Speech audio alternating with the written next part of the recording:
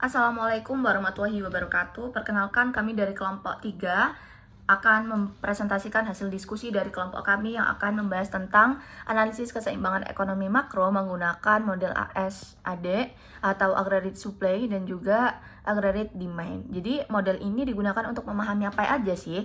Jadi model ini digunakan untuk memahami bagaimana perekonomian suatu negara mencapai keseimbangan dan juga bagaimana kebijakan pemerintah memengaruhi kondisi suatu ekonomi. Jadi dalam ekonomi makro, keseimbangan itu terjadi ketika permintaan agregat atau AD itu sama dengan penawaran agregat atau AS. Jadi titik ini tuh menunjukkan tingkat output nasional, PDB, dan juga tingkat harga umum atau inflasi. Jika tidak seimbang, maka nantinya akan terjadi inflasi atau pengangguran. Indikator utama ekonomi makro yang pertama itu ada PDB atau output nasional. Jadi PDB itu menggambarkan total aktivitas ekonomi suatu negara. Semakin tinggi PDB, maka semakin berkembang juga ekonomi itu. Contohnya apa? Contohnya begini. Jika kita memproduksi banyak, maka pendapatan kita juga banyak.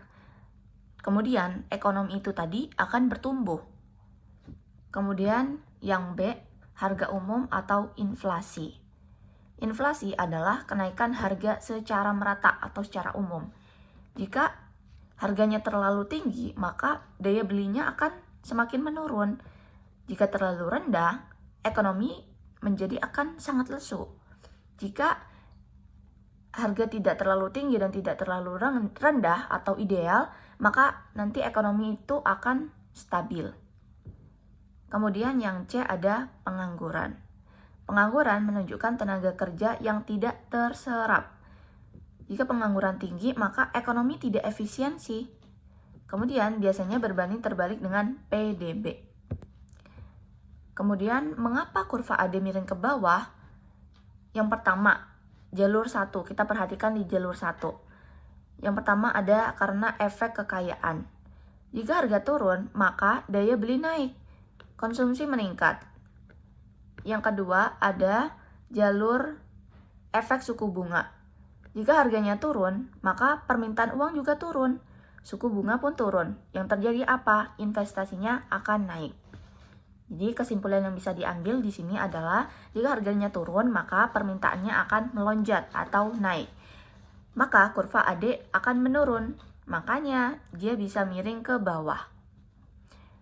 Kemudian keseimbangan AS-AD. Keseimbangan ini terjadi ketika apa? Terjadi ketika AD sama dengan AS. Maka nanti hasilnya adalah outputnya itu maksimal, inflasi stabil, dan juga pengangguran rendah. Oke, next slide keempat yaitu kenapa kurva penawaran jangka pendek naik ke atas? Karena ada ketidakfleksibelan upah dan ketidakfleksibelan harga. Upah karyawan nggak langsung naik walau harga jual naik. Jadi untung perusahaan menambah, produksi tetap terombang-ambing. Akan tetapi ini juga bisa bergeser kalau harga BBM, listrik, upah, atau ekspektasi harga berubah. Next slide keempat yaitu kapasitas maksimum atau jangka panjang ekonomi mentok di kapasitas penuh. Kurva lurus vertikal di titik full employment output, yang artinya mau harga naik setinggi apapun, output real enggak nambah karena sumber daya udah kepakai semua. Akan tetapi ini juga bisa bergeser, cuman faktor real kayak jumlah tenaga kerja, modal, SDA, dan teknologi. Next slide ke-6 yaitu sintesis titik keseimbangan makroekonomi. Intinya kondisi ideal ekonomi. Titik EO tempat AD, SRAS dan LRAS ketemu. Artinya ekonomi produksi di kapasitas maksimum YN tanpa bikin harga naik gila-gilaan atau overheat. Terus yang terpenting yaitu keseimbangan ini gampang diganggu sama shock dari luar. misal krisis atau harga minyak melonjak. Gampangnya, SRAS kondisi sekarang yang bisa naik turun LRAS atau batas maksimum jangka panjang. Terus EO, harga pemerintah biar ekonomi stabil di titik maksimal. Anatomi guncangan yang pertama yaitu demand shock atau guncangan permintaan. Guncangan ini terjadi apabila orang-orang atau masyarakat itu tiba-tiba berhenti berbelanja. Pemicunya mungkin karena ekspor yang anjlok atau daya beli masyarakat yang sedang jatuh. Kemudian secara mekanis bisa kita lihat melalui grafik kurva permintaan atau AD yang berwarna biru garisnya itu kemudian bergeser ke kiri. Lalu apa dampaknya untuk kita? Ada 3 gejala klinis yang muncul. Yang pertama, PDB turun atau sering disebut resesi. Kemudian, harga barang yang ditawarkan akan turun karena tidak ada pembeli atau tidak laku. Kemudian yang ketiga, pengangguran melonjak karena perusahaan mulai melakukan efisiensi. Kemudian, guncangan yang kedua adalah supply shock atau guncangan penawaran. Kali ini kita memasuki guncangan yang lebih berbahaya daripada demand shock, yaitu supply shock. Karena masalah ini terjadi di produsen atau pihak pabrik.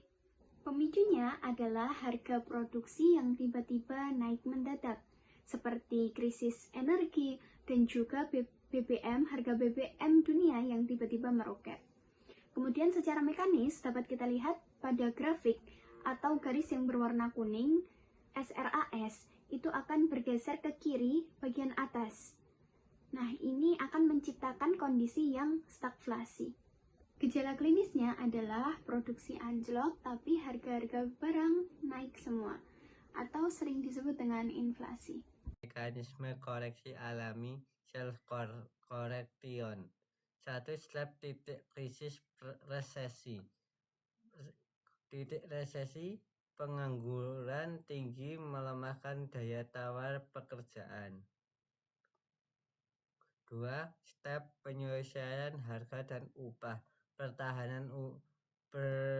Perlahan upah nominal dan harga input mulai turun secara alami di pasaran karena kelebihan pasokan tenaga kerja.